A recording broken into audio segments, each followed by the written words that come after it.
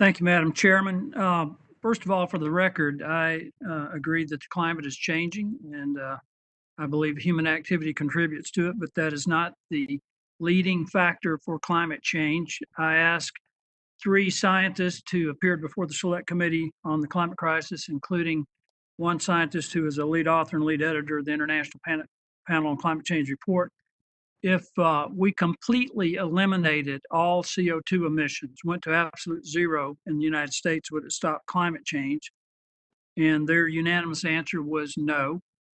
I asked if we completely eliminated all CO2 emissions worldwide, went to absolute zero, would it stop climate change? And their unanimous answer is no.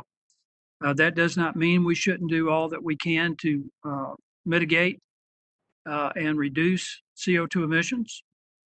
But I think Dr. Schellenberger is right on point in that the way to do that is to utilize the technology that we have, particularly in nuclear energy and natural gas, but also be constantly developing new technologies, such as what we're seeing coming out of MIT in terms of capturing carbon from the air and converting it and for other uses, and methane. And we can actually do more to reduce climate, the temperature in the short term by capturing methane than we can carbon, CO2. So with that said, I want to address some of these issues about health. Everybody here seems to be totally focused on human health. Dr. Schendel, I think you may have been part of a Duke University report that said that heat is the leading weather-related killer. Is that correct? That is correct.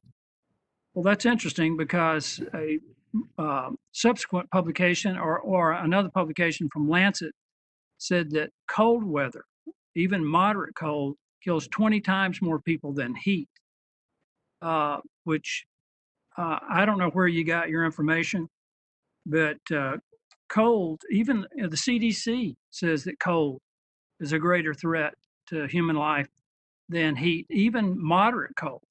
So I just wanted to point that out. For Dr. Salas, you made a statement to Time Magazine. You said, with every degree of warming, we are committing a child born today to a future where their health and well-being will be increasingly threatened. Were you talking about American children, or was that a global statement?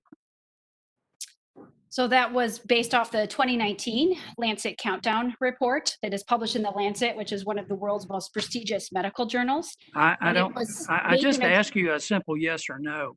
Yeah, well, it was making a global statement, which applies to the US. We're part of the globe. Right. Yes. Yeah. Well, thank you.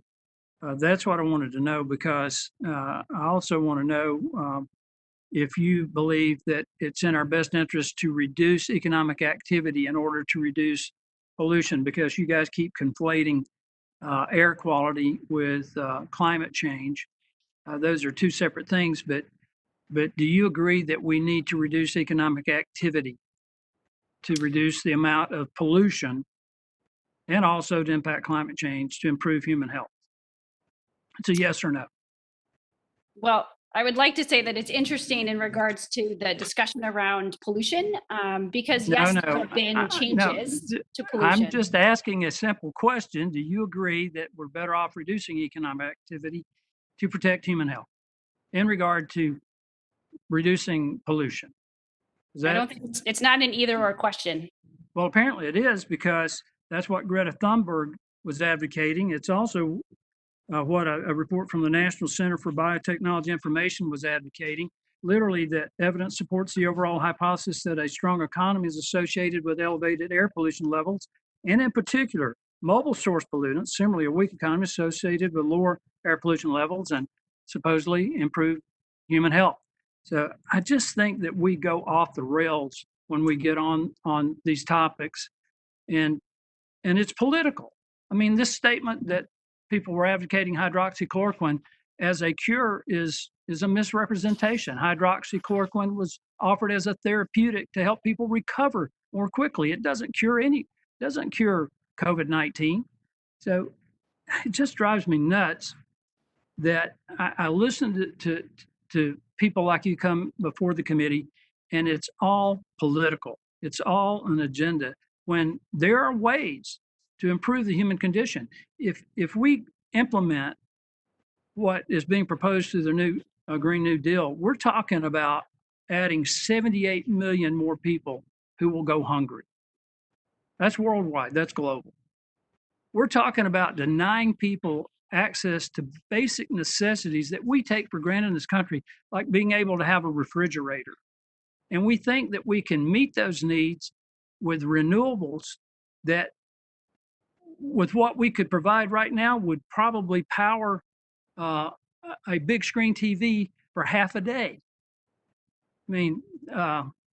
Schellenberger, if you would like to comment on that, I've got a little bit of time left. Madam Chairman, I can't see the timer.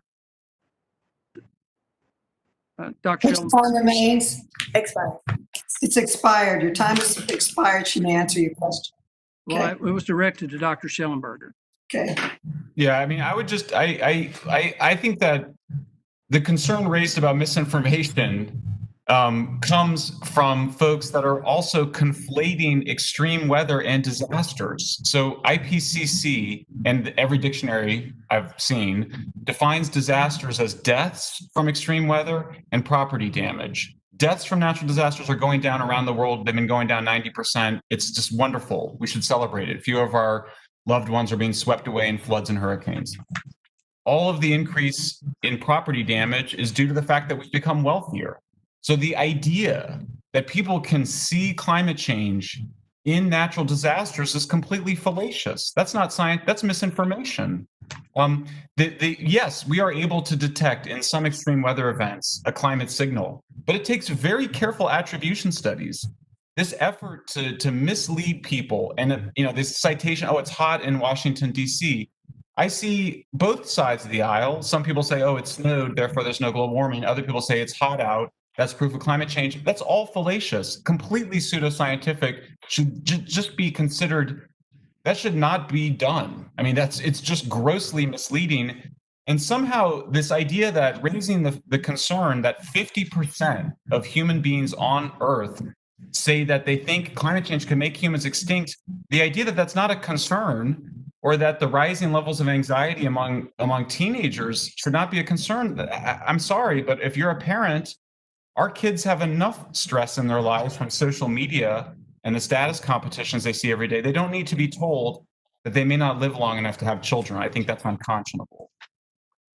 I thank Madam Chairman.